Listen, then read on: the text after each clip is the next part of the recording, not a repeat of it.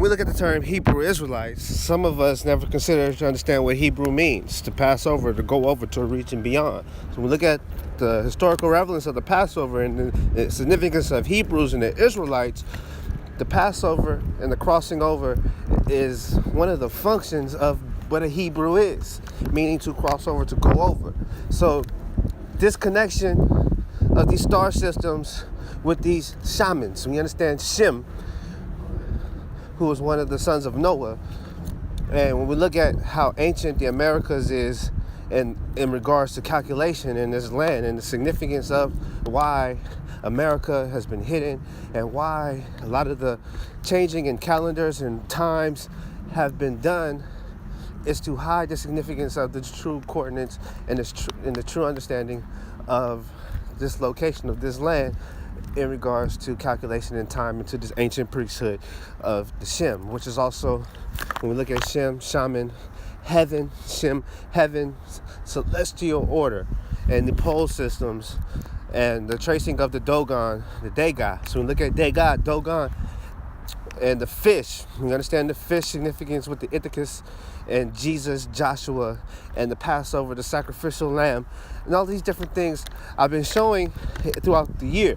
Since September, when we understand the Virgo and Libra, and leading up to the time where the coast here of California, coast of Scorpio coast, crossing these ocean of the Pacific, the dwelling place of the sun, the birthplace, the birth house of the sun, the Pacific Ocean, and the sprouting of this, what we know as the land of the Orient, the land of the rising sun. So when we look at Joshua, the son of Nun, and these tropics and these measures, and the significance of Christmas, right, and the summer solstice, the harvesting, the planting, the times of the rains, all of these things were significant to these travelers who used the wind for their travelings. When we understand the monsoons and these winds and these wind patterns, the prevailing winds and their effect on the earth, to pass over, to come into these different lands was essential. Before motors, and as we know today, technology of today allows us to travel,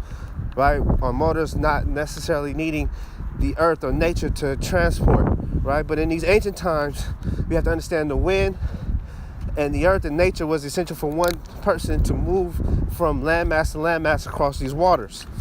So the ancients had to understand the star systems and the ancient pilgrimages of the Father to know how to be guided by the Spirit. And we understand the Spirit is the wind. So when we look at these ancient traditions of what Passover is in relation to, it's in relation to these pilgrimages of these shamans whose divinity or divine essence was to be the mediators between heaven and earth and explain the functionalities of the earth, being the mediums or the demigods of the actual star systems that were relevant during the different times in different landmarks according to the celestial orders of the heavens. So when we see Abib and April Fool's Day and how the times were changed, you have to understand the Roman Empire and how they manipulated the ancient Coptic, Egyptian, Ethiopian Enoch calendar and tried to make January during this time of the Capricorn. We understand Sagittarius and Capricorn, the scapegoat Azazel, right? And the scapegoat, you have to look at Sagittarius and Capricorn during this particular time as we transition over the crossing of the great horizon.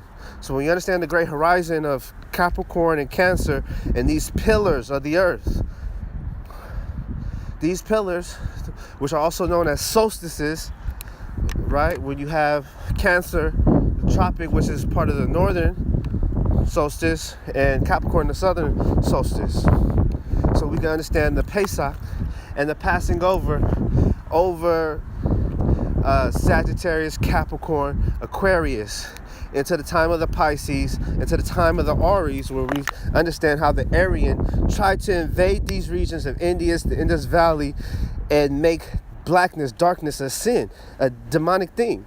We have to understand why, what takes place during this particular time. So we look at April Fools, the spring, Easter, a star, Ishtar, the Great Mother. And we look at the Great Mother and the cherry blossom and the significance of this particular time of the cherry blossom festivals and the sprouting, of the air, Aries, Arab. So when we look at these things and the Aryan that tried to title or name themselves after this particular time, naming themselves Aryan, which is really because they are errors of light, right? Not that they are the heir of light, but error. They erred. So you got to understand those that have erred and how they have mutated through their errors and genetically from the perfection, right? So these that have been mutated or modified from the perfection, genetically modified from perfection, these Aryan, they set up this caste system to create this color caste system. One of the first documented sources that we have of color caste system, of races, color caste system. We have to understand why. And what was done to the calculations, to the time, and to the order of days, so that we would forget the ways of our prosperity, of our inheritance, and participate in man-made orders to divert our time from giving to the Creator. So the plan is to occupy your time, divert your time, so that you can spend your time listening, observing the heavens, to hear from the Creator, to establish the divine law and order on earth. So this was the significance of these suns being able to cross. As you see, we have been restricted, right? Nowadays, when we look at us that dwell here in this mainland of the Americas, the Negro, the Niger, the hidden ones, the ancient ones, we have been restricted to this landmass of America to no longer be able to circumnavigate according to the seasons of our God, our Creator, that designated us to do this function within the earth, right?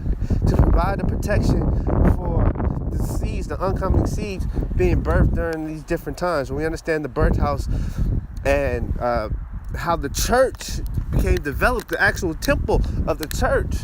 When we look at, check this out, the bathhouses, the mamises, we understand the birth house, Beth Shemesh, Beth Shamash, Bethel, the house of El, and bread, and the connection of bread and the different festivals, the unleavened bread and blood and sacrificial lambs and rituals that take place, blood rituals and all these different things.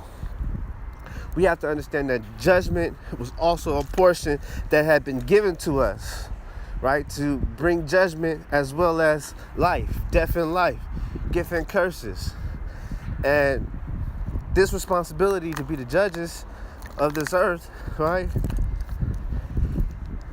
has been removed so that men could freely do as their liberty wishes, right? So that they could be the biggest whatever they desire.